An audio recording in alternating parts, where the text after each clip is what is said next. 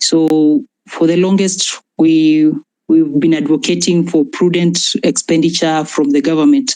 And so for us, mostly it has been advocating for better service delivery from the government, and we audit through we audit the government's expenses and performance through citizen-led scorecards. Thank you. Thank you, John. Over to you, Bernard. Kindly introduce yourself.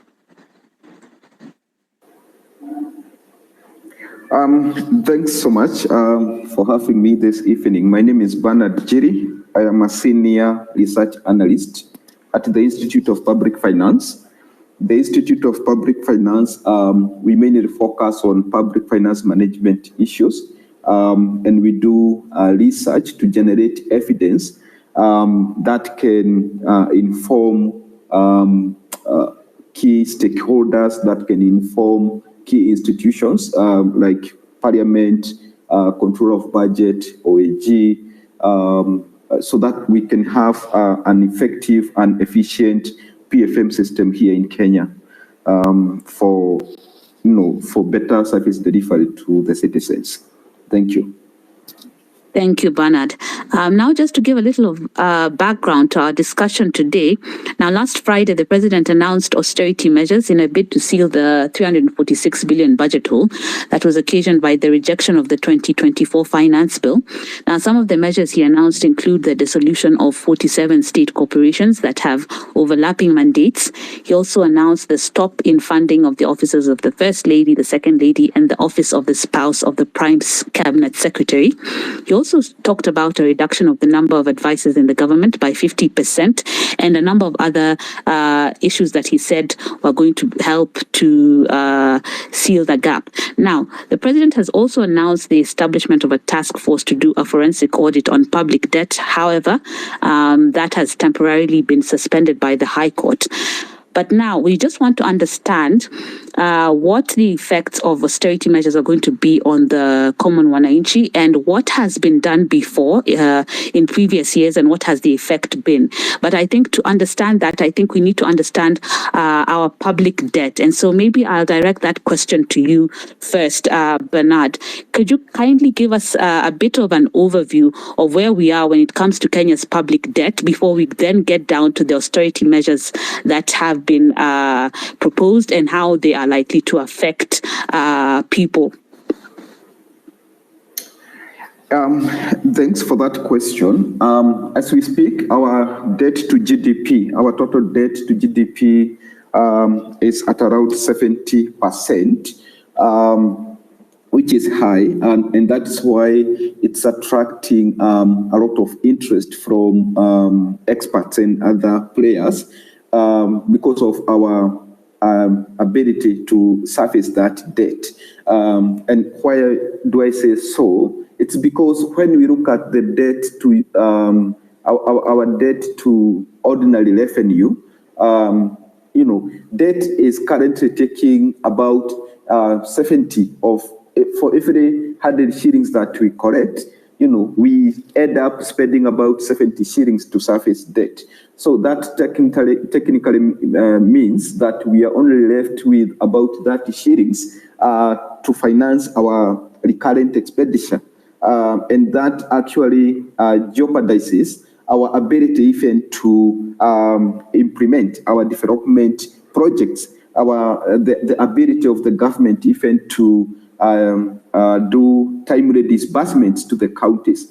And what happens when counties have late exchequer releases is that it compromises service delivery, especially to key sectors like health. So when we have this conversation about the austerity measures, it's good we understand where we are coming from and what is leading us to this. First, it's because of the over the last decade, we have been spending so much on debt-financed large infrastructure projects. But now we are here with this conversation about the austerity measures and high debt levels. And this now means it's so inevitable, and it remains to be seen whether government will be committed to actually pursue the kind of austerity measures that you have actually mentioned. But before I proceed, I think it's good to help our listeners actually to understand what these austerity measures really mean.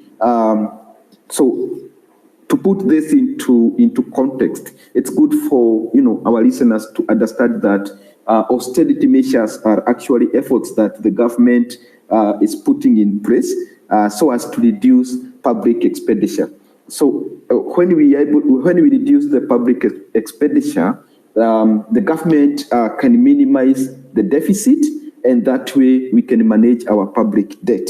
And it's the same debt that has brought us to this conversation today, that for now, there is a need for us to cut expenditure because we are already distressed by the debt surface. So, and that can only happen by cutting expenditure, because at this time, the government has no room actually to raise taxes. The Kenyan people have already raised their voice, and they have said no to the 2024 finance bill. So we are having this conversation at the right time, when it's a must that the government commits to cutting expenditure. Thank you.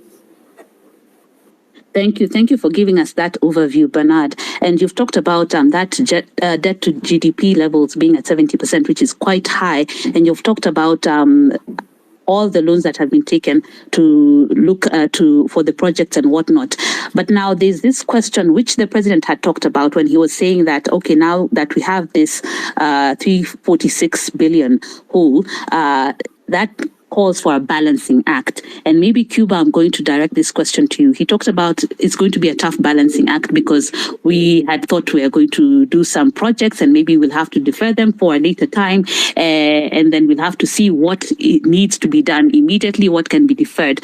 Now, could you just give us a little bit of an understanding of where the austerity measures come in? So how does it work in terms of determining which projects that are already ongoing that just need to wastage needs to be cut down, and then which ones need to be just deferred altogether? Because there are those questions that are being placed. Okay, so are we just going to stop some projects, or are we going to look at the wastage that is being done in the ones that are already ongoing, and how to cut that so that the funds can now be put in the right areas?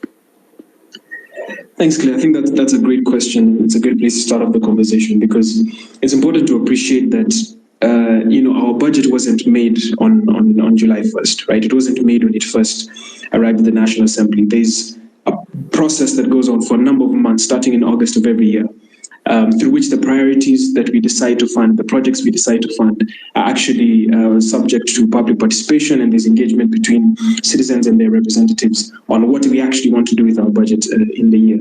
And so decisions about how we're going to cut down, what we're going to cut down on, actually become very difficult at this stage, because public participation has already happened. There was robust public participation across all the 47 counties on this, the budget estimates of the program-based budget as we're discussing it today.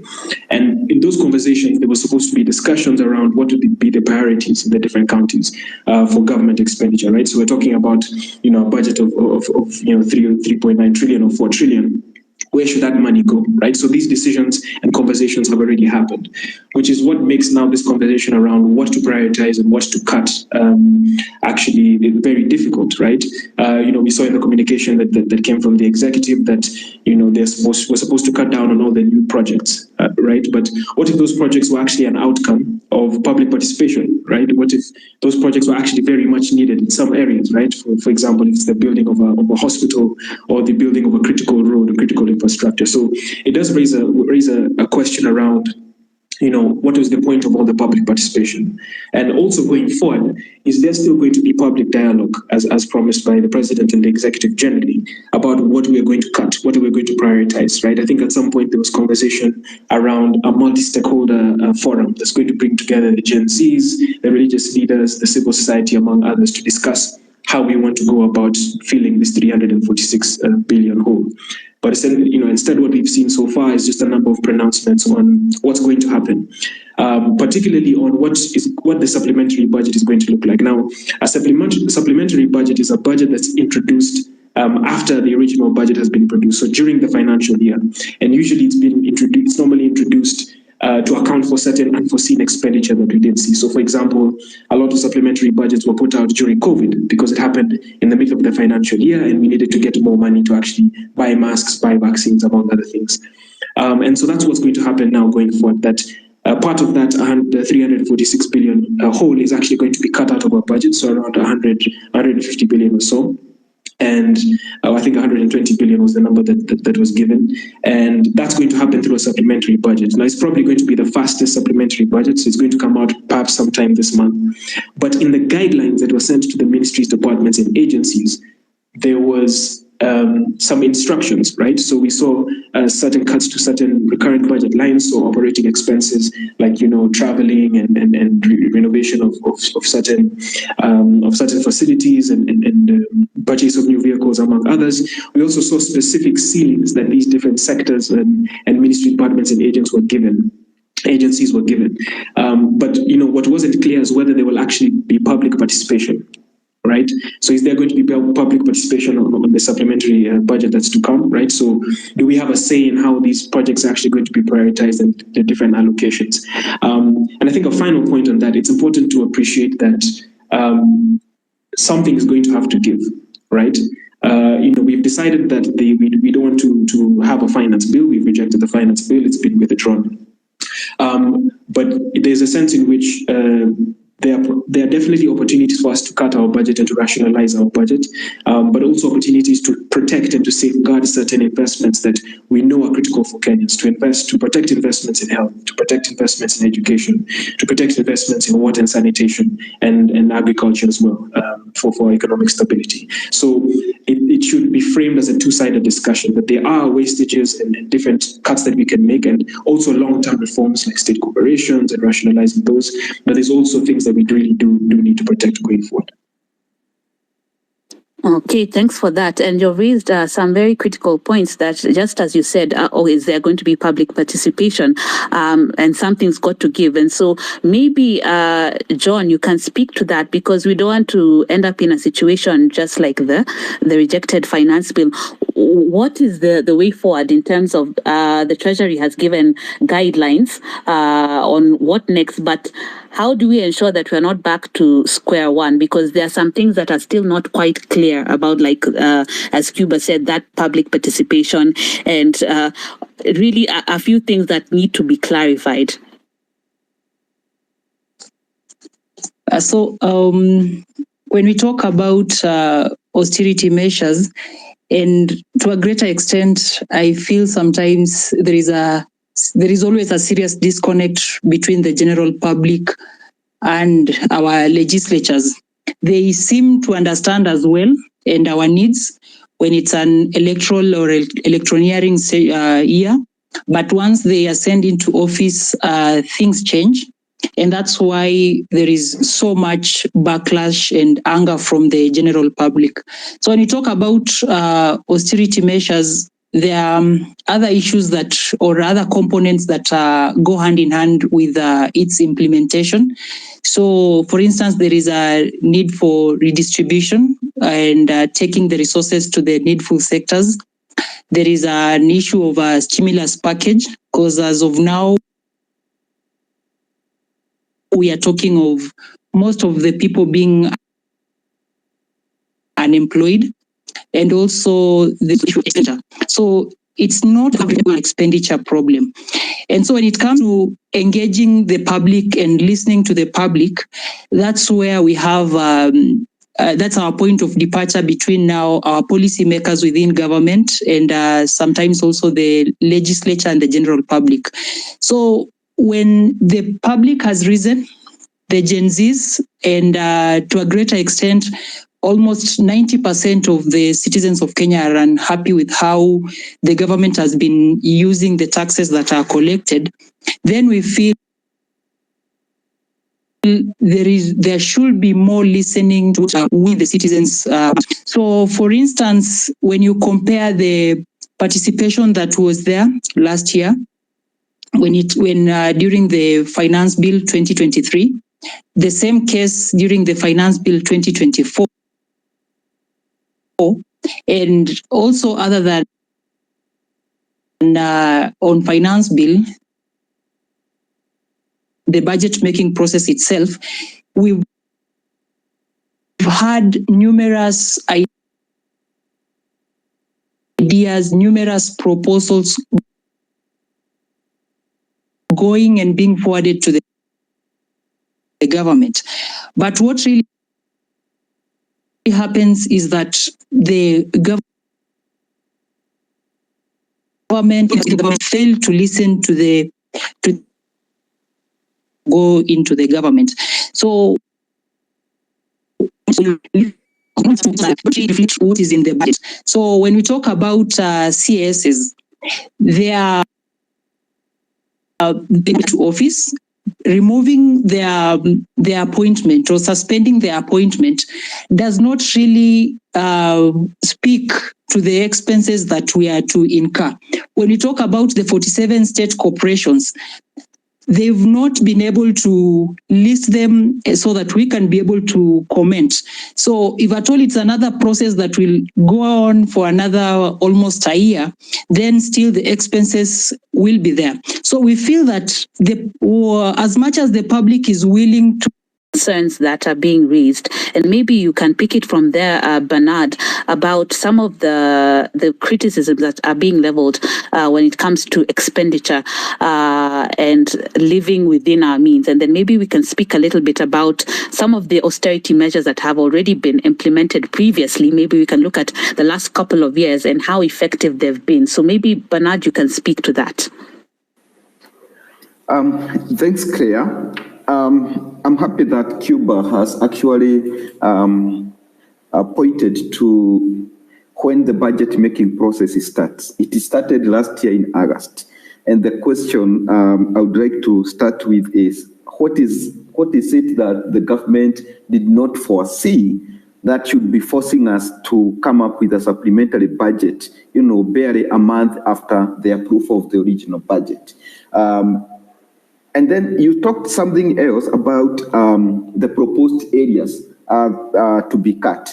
If you look at the circular that was released by the National Treasury, table 1, we have the 40 numbers and the name of the items that are being targeted. If, for example, you look at the fourth, where we are targeting 100% budget cut, you cannot see anything to do with the office of the spouse to the president, the deputy president, and the prime cabinet secretary. We only see things like membership fees, examination and invigilation, confidential expenditure, monitoring and evaluation, other operating expenses, renovation of buildings, purchase of motor vehicle, car loans to public servants, housing loans, but there is no mention of the offices that we are talking about. But we expect to see those offices with their 40 numbers having a 100% budget cut. So are we really sincere with this conversation? And that actually connects to what John has said. Are they listening to the citizens? The GenZs, who I salute at this time, have already spoken their mind. They want real action, not mere talk. Not a press conference that says we are targeting this and this. But when we look at the document itself, I don't see any of those offices being mentioned here with a 100% target for those budget cuts. So is the government really sincere in this conversation? Then you have talked about, you have asked about the previous austerity measures. I was looking at the budget policy statements. I started from 2012, 2013. When you look at the budget policy statements, every year the government talks about fiscal consolidation. Fiscal consolidation. So what that means is that the government has been targeting to cut expenditure and also trying to enhance our revenue-raising measures. But Where do we lose this? It's because once we approve the original budget and we talk about, how we want to rationalize expenditure, we end up, spending, very far from what was approved by the National Assembly. And that can tell you whether we are really sincere in this, and that can tell you, the whole conversation about budget credibility. Because every time the supplementary 2 is coming out, it comes just to, regularize what the government has already spent. And you realize some of the offices actually spent more than 10% of what was even allocated in the original budget. So it's something that we also need to monitor previous austerity measures. Let us even start with the ones that our listeners can easily connect with. In 2022, we had the Kenya Kwanza government when this regime came to power. They did away with the fuel subsidy from 8% to 16%. So what we experienced is a hike in prices because fuel, affects all commodities, across all the sectors. So what we realized is that, the government even did not actually correct the target revenue that was, that was to come from fuel. So that clearly tells you it actually affected the poor more, and it didn't have the kind of intended impact in that the government did not even achieve the kind of revenue target that was to come from the fuel subsidies. Then in 2023, there was that conversation that again came about the SOEs that are non-performing, and then there was that conversation about privatization. The discussion is still ongoing. Then, as a way of trying to cut expenditure, we saw even how it affected our institutions of higher learning. As we speak, university education is not affordable to the poor. It's because of those kind of austerity measures that the government, has been proposing. But are we, the other critical question is, are we even targeting the right areas to cut the budget? Should we be targeting actually the education sector? The answer is no. In this year now, we are talking about expenditure rationalization, targeting to reduce travel expenses and hospitality, operating costs. And the most painful one is the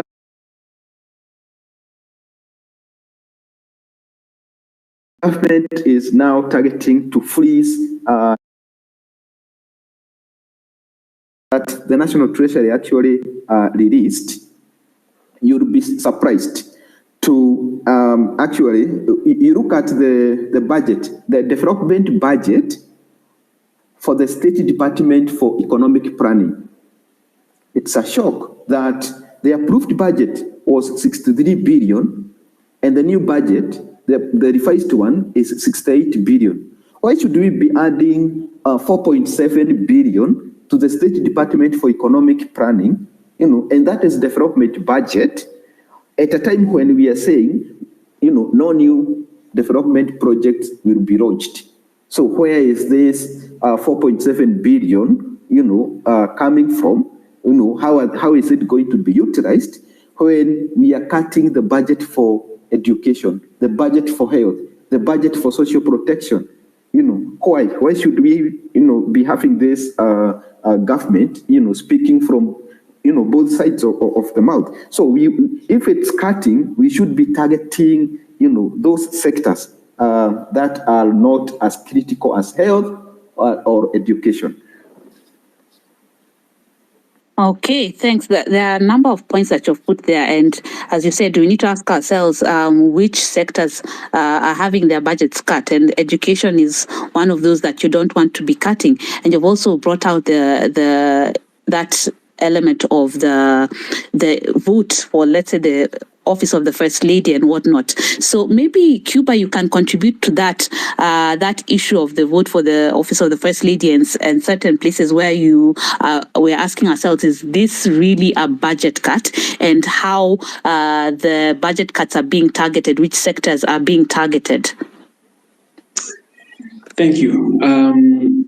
I think it's again important to appreciate the size of funding that we're looking at cutting from our budget, right? We're talking about 100+ billion. And if we were to put together the allocations to all of the offices in the executive, including the first, second, third lady, the office of the prime cabinet secretary, the office of the president and the deputy president, I don't think you'll be able to reach 22 billion. That's the entire budget, right? That's including everything to do with those state departments or those ministry departments and agencies, as we call them, MDAs. So the amount is not that big that's coming from those parts of the budget. But again, it's perhaps a political win in the sense that that's one of the pain points that Kenyans have been raising. But we feel that there are a number of things that actually can be done, or places that the budget can actually be cut that won't really affect public services majorly. One of these sectors is the payer sector. So that's the public administration and international relations sector. Yes, if you didn't know, that's a sector. And that's a purely administrative or mostly administrative sector. So you have a lot of state departments in there that have to do with the administration, the cost of running government. So we actually estimate we can probably cut around 83 billion from their budget, right? And if you also include the number of funds and that have been introduced that have overlapping functions, and an example of this, of course, is the number of bursaries that we have in the budget alongside allocations to capitation within the education sector, right? We have allocations within the NGCDF. We have the Constituencies Development Fund. We have allocations in the Office of the President. We have, and this is for bursaries alone, right? We have allocations in the National Government Affirmative Action Fund, a number of social protection fund, maybe even in the Women Empowerment Fund. And so the question remains, is it possible to actually collect all that money, or remove some of that money and put that actually in the education sector directly, and fund directly, the hiring of teachers, fund directly the capitation that we give to our students or for our students, fund directly the loans or the bursaries that the national government gives out for university education. And so we do think that that's a place where resources could be better spent. Another example of this is the issue of duplication of functions, right? So it still remains a reality in Kenya that there are a number of functions that are done by the national government that do belong to the county government, particularly with state corporations, right? So if you take the examples of the regional development authorities in a number of counties, right? Or the waterworks development agencies, you find that these state corporations are actually getting allocations in the budgets every year of up to 400 million. But those are functions that are devolved to county governments in our constitution, right? So we do believe that there are certain state corporations in this sense who can have that can be wound up or have their allocations cut, and that money can actually go to counties. Now you'd say that, okay, but the money is still in the budget, right? Because the allocations to counties is still part of the budget. But we can argue also that counties would more efficiently spend that money, because the whole point of devolution was the idea that county governments would be better placed to deliver services because they are closer to citizens. And so you can argue that by giving some of the money that we're spending at the national level to counties, that we could actually better realize public services. We also think that there's a number of, those are some of the immediate wins, right? And actually the full number that we come up with is around 117 billion that you could actually cut from the budget without disrupting services. But there are also a number of long-term reforms that we can put in place, right? Because, ended up in this situation is that there was no long-term decisions that were being made, or the decisions that were being made have landed us actually in this position. And some of the long-run reforms, again, include the rationalization of some of these state corporations, either that are doing overlapping functions, or that are actually just a risk to the government, right? And we can put the examples of some of these state corporations that actually the government has to bail out time and time again, right? So the Kenya Airways, Kenya Airways is actually a good example because in each budget year, we find that the government is bailing out Kenya Airways because of the loans that they took and that they've defaulted on, right? And so there are a number of these non-strategic kind of age-old state corporations that can actually be rationalized. There's also some other long-term reforms that we can make with regards to our public debt, right? And I think this relates to what you mentioned, Claire, around the public debt task force that's been formed. And the purpose of that task force primarily is essentially to do an audit of our public debt. And by that, we mean looking at how, the loans that we currently owe, right, and that the people that we borrowed from, and looking at actually the terms of those loans, right? So in terms of, the amount of loan that we contract and the currency that we've been repaying in, the terms and conditions of those loans, right? So what are the Auditor General has raised many issues around commitment fees, right? So these fees that we're paying that we don't really know the value of, but we've signed, right? The purpose for which the loans are utilized, and I think this is a big pain point for Kenyans, which is that we have nearly 11 trillion in public debt as a stock of our public debt. But what actually can we say that we have used it for, right? What can we show for it? You'd show maybe some infrastructure projects like the SGR, the Standard Gauge Railway, also the Nairobi Thika Highway is actually a debt finance project. We have the Konza Technopolis that I think has been in development for a long time. We also have, the COVID-19, the money we use for COVID-19. So there are certain projects perhaps that have been debt funded. But the question, of course, is the development that we've been receiving and the services that we've been receiving over the past 10 years or, since Kenya got independence worth that 11 trillion, right?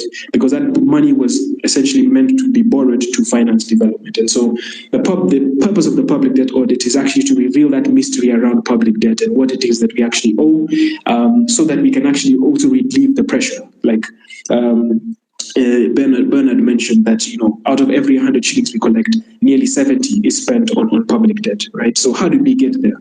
Is there a way that we can actually reduce that amount and start a conversation about how we can better manage our public debt in the future? Another one that I think a lot of Kenyans have been speaking about that would be interesting to unpack is this conversation around the public sector wage bill, right? So the salaries that MPs get, among other salaries, but generally the size of our wage bill. So how much we're spending on actually salaries and remuneration, and the fact that there are a number of issues to do with the transparency around the remuneration of certain state officers and certain state officers, and that it'd be important to actually have perhaps an audit. And I think this is something that actually has come out of the Ministry for Public Service, that there needs to be a comprehensive audit, an evaluation of our public sector wage bill, so that we remove this, this notion of ghost workers, and that we're actually able to see whether the money we're spending on salaries is actually going towards the production of services or the providing of services for Kenyans in a way that's sustainable now and in the future. Okay, thanks for that. Quite a number of good points that you've mentioned there. And one of them being, is the service that has been gotten from these loans commensurate with the amount that has been borrowed and whatnot. I can see Diana has been able to join. Good evening, Diana. Good evening, Claire. You can hear me? Well, yes. Welcome. Maybe I'll let you settle in, and then I'll ask you your thoughts about some of the criticisms towards the austerity measures that have been put. But for now, let me go back to Senior John has rejoined. You can also give your comments on the criticisms. You had mentioned a bit about them, but some of the other criticisms that people are having towards the austerity measures, Cuba has quite comprehensively covered them, but if you have something else to add, kindly do so. So I'll probably just speak to most of the issues that we have in terms of overlapping mandate. So having a two-tiered system of government means that money has to be, or resources in terms of now revenue has to be allocated to specific institutions at national government and also at county government level. So our challenge as a country has been duplication of roles. And in most occasions, we've opted to award position based on political loyalty and also to a greater extent based on tribalism, nepotism and such. That's why, for instance, we'll have the national government having several institutions managing resources like water, and again have a duplication at the county level. And thus, the basic role is to have the citizen receive water or have water at their household level. But unfortunately, we have all these agencies. So we have the Warma, we have the water tower, then you move to the county, you have several institutions that duplicate the same roles. So when it comes to austerity, we have to be very clear that one mandate, which is for the national government probably as policy, but allow the county governments to receive enough funds. So for instance, when we look at even the health sector, we talk of the county government managing hospitals up to level 5, the national government having level 6, and Hey guys, how are you? I hope you people have been doing good. It's your girl again, and I'm here to tell you about our channel. The last time I told you guys to subscribe, because in that channel you're going to be entertained, politics, church issues, and a lot of things that are going concurrently with the state of the government as per now. I ask you guys to hit that subscribe button, subscribe, and always you'll get that notification whenever we upload something. Kisumu TV, I'll be waiting for you. Thank you.